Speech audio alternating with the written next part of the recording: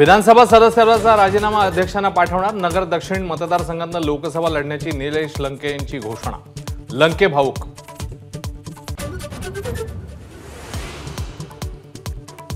पालकमंत्र्यांनी मला संपवण्याचा घाट घातला, निलेश लंकेंचा विखे पाटलांवर गंभीर आरोप। तर कोणत्याही परिस्थितीत लोकसभा जिंकायचीच, निलेश लंके यांचं आवाहन।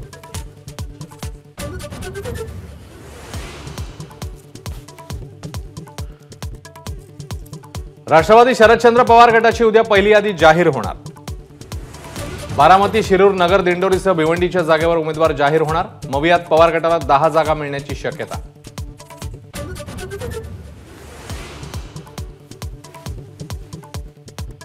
काँग्रेस माजी आमदार अमर काळे आणि कराळे मास्तरांचा पवार गटात प्रवेश। वर्ध्यातनं अमर काळेंना लोकसभेची उमेदवारी मिळण्याची शक्यता।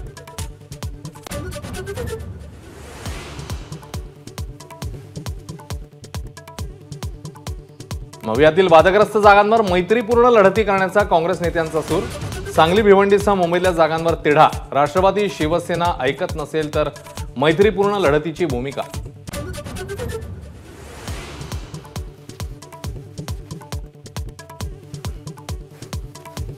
वंचितने अजूनही आमच्या सोबत यावं यासाठी प्रयत्न सुरू। पवारांचं वक्तव्य। तर मवियाबाबत अजूनही दरवाजे उघडे। आंबेडकरांकडूनही प्रतिसाद।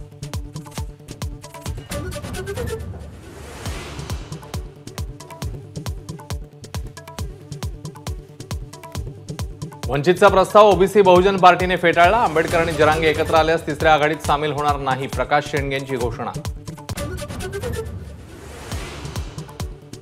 साताऱ्याचा उमेदवार 2 ते 3 दिवसात जाहीर करणार, शरद पवारांची घोषणा। शशिकांत शिंदे, सुनील माने, बाळासाहेब पाटील यांची नावं चर्चेत।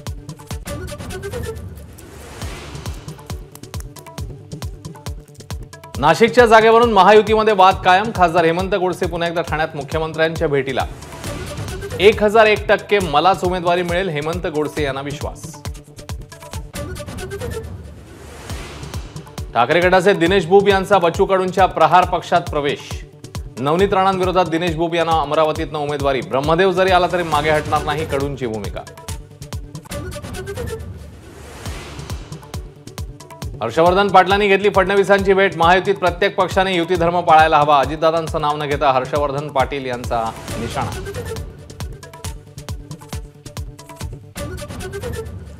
शिर्डीची जागा नाही तर आता केंद्रात कॅबिनेट मंत्रीपद द्या, रामदास आठवलेंची फडणवीसांकडे मागणी। विधानसभेत 8 ते 10 जागा देण्याचीही मागणी।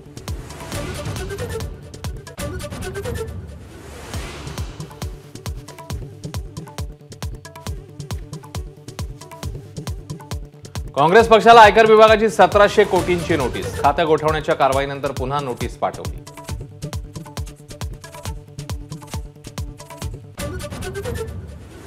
दिल्लीमध्ये 31 मार्चला रामलीला मैदानावर इंडिया आघाडीची सभा। केजरीवालांच्या अटकेविरोधात काढणार भव्य रॅली। उद्धव ठाकरे, शरद पवार उपस्थित राहणार।